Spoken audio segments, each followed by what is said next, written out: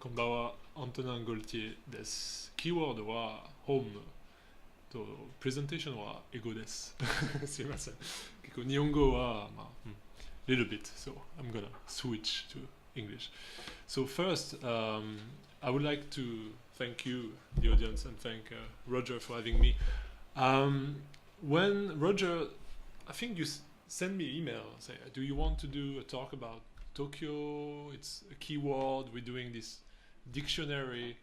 I was thinking, dictionary video. It reminds me of a very famous work by a French philosopher, Gilles Deleuze.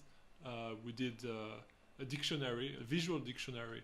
And if you've never seen it, it's on YouTube. Actually, you can see it online. It's very interesting because he's picking very different words and talking about his feelings about the world, and it's very, very subjective and very interesting and sometimes very funny also. So I will try to do something not as clever as Deleuze, but at least as funny. So the keyword for tonight is home. I was thinking, Tokyo, what should I talk about? And I really wanted to avoid doing something like what are my favorite Mexican restaurants in Tokyo, or you know, that kind of things. Like it's kind of a little bit boring. So I was thinking home. Let's try home. I'm not sure it works, but it's very subjective, and it's kind of my personal point of view on Tokyo and the past 6 years in Tokyo. So let's start. Actually, if it works, I think it works. I was thinking how to connect home to Tokyo, and there is this very famous band from the 80s that I really like called Talking Heads, and they have this song called Naive Melody, and the lyrics goes, "Home, it's where I want to be," and I think it's a good way to describe what is a home, because actually in English, home means many things. Of course, it means the place where you live. It could be a refuge, somewhere to be safe. It could be something very intimate. It could be all of these things. And I never really thought about home or the Talking Heads songs before moving to Tokyo. And it's very strange because I moved to Tokyo in 2005, and I went back to Paris in 2006, and this is Paris. You know, it's my hometown. I'm from Paris, so I should really feel Paris is my home. But after a while, being in Paris, visiting Paris after maybe 2 or 3 weeks, I was starting to feel like, I want to go back home, and home is Tokyo, which is really strange because I spent 25 years in Paris, and I just moved to Tokyo after 1 year. I'm back in Paris, and I feel like I want to go back home, and Tokyo start feeling like home, the place I want to be. So even if Paris is really nice, you know, we have bikes and everything, and everybody eating baguette. I start feeling, I want to go back home, and I start thinking, why do I connect Tokyo and the idea of home?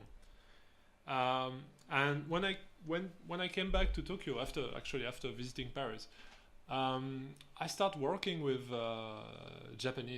mainly Japanese companies and Japanese people, and I realized for many people, many Japanese working in Tokyo or living in Tokyo or coming to Tokyo to do something, Tokyo is not really home. Everybody is coming from other places like Osaka, Kansai, Nagoya, whatever, Yokohama, Chiba. Everybody is coming to Tokyo to do something, but only a few people call Tokyo home, actually. There are not so many, I haven't met so many people in Tokyo who were born in Tokyo. So I feel it's very rare.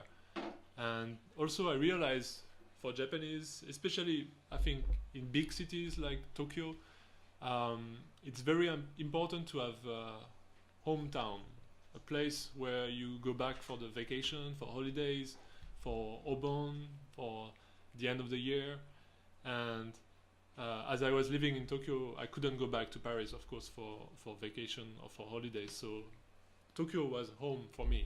And then I met people, actually real Tokyo people, born in Tokyo, living in Shinjuku, or born on east side of Tokyo, and that was very interesting to talk with them because for Obon, Yasumi, they don't go back. Everybody asks them, so where are you going? And they say, well, you know, my grandmother lives in Shinjuku, so I live in Tokyo, I'm nowhere to go back. But in Japan, it's very important to have a home, a place where you go back, I feel. Maybe, I don't know if I'm right or wrong, but that's something I felt. Another interesting thing, maybe because I was coming from Paris, I grew up in Paris, and it's a very small city actually, and I lived in the center of Paris. I really wanted to live in center of Tokyo, and the more I lived in Tokyo, the more I wanted to live in center of Tokyo. And this was a very, very difficult idea for many Japanese I talked to and work with. Most of my colleagues lived in Chiba or Yokohama, maybe 1 hour, 2 hours from Tokyo, and commuting every day to work and building a home, well, somewhere else, not in Tokyo.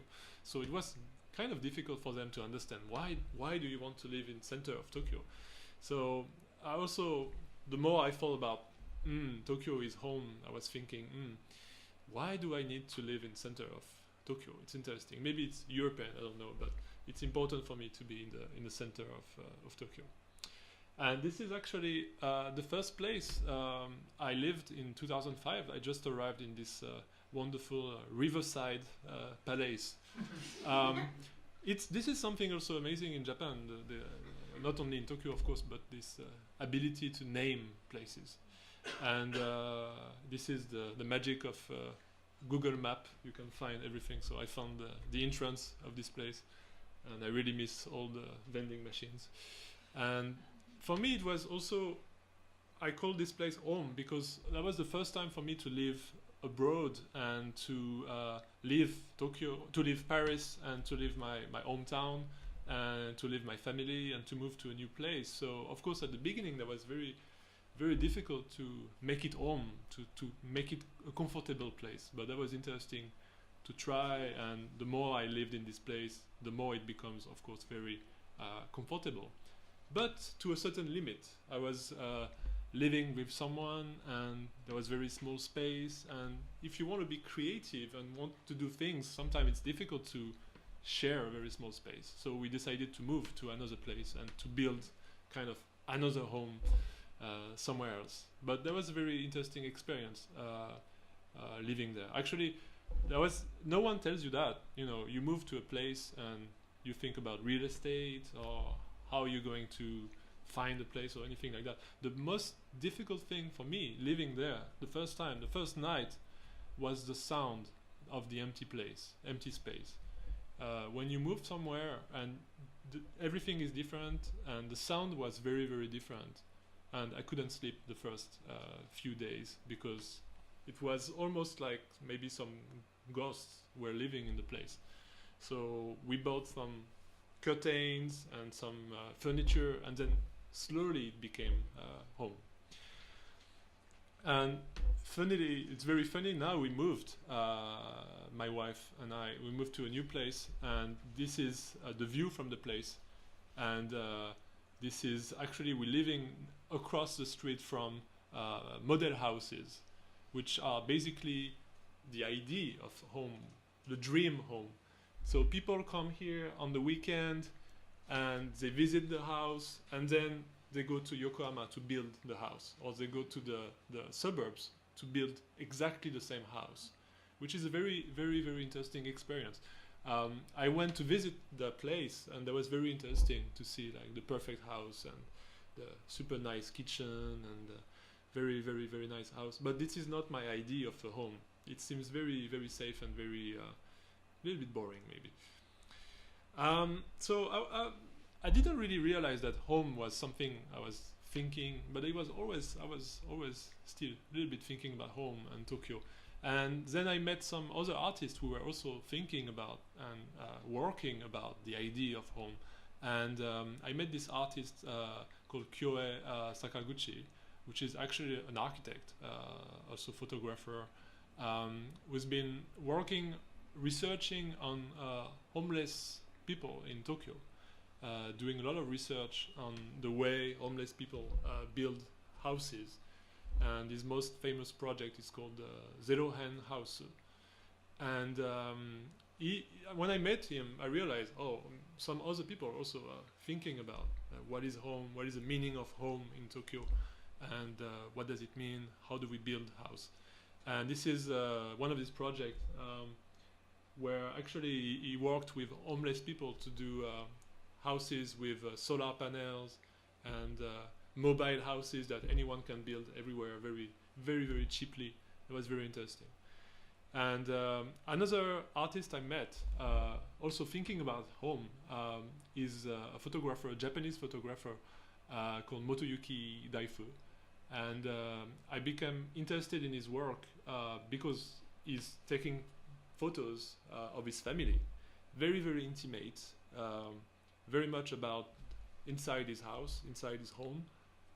These photos are actually his home, his family's house in the suburbs of Yokohama, and I could really connect and I could really feel about what he's doing in terms of photography. So Kyoe Sakaguchi and Motoyuki Daifu are two artists actually that I worked with in a show I curated this year in Los Angeles, which was not about home, but was very interesting to have these two artists and in a way thinking about home.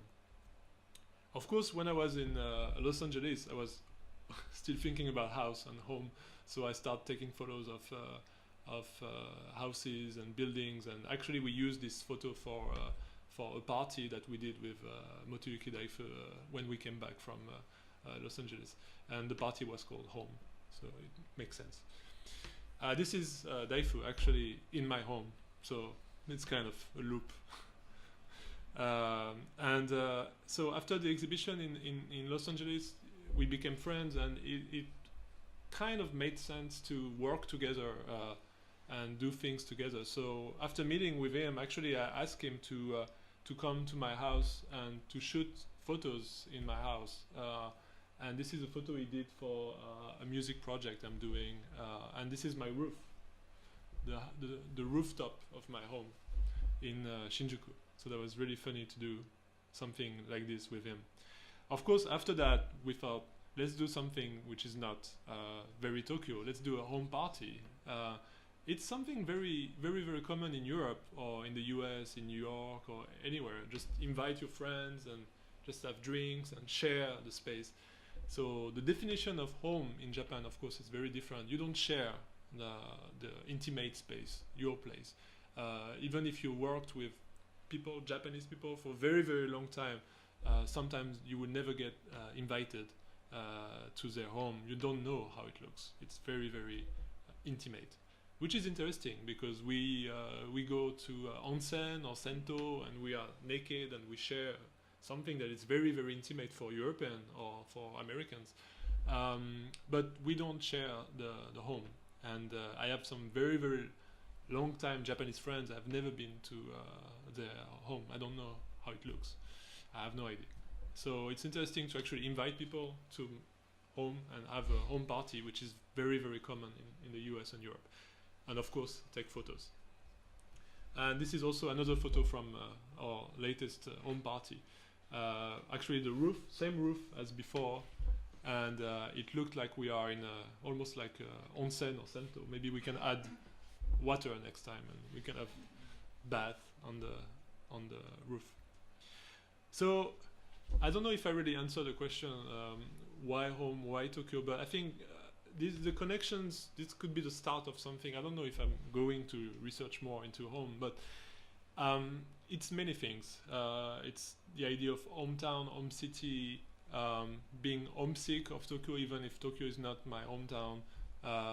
Also working with people who are actually connected with homeless people, doing home parties. I mean, many different topics.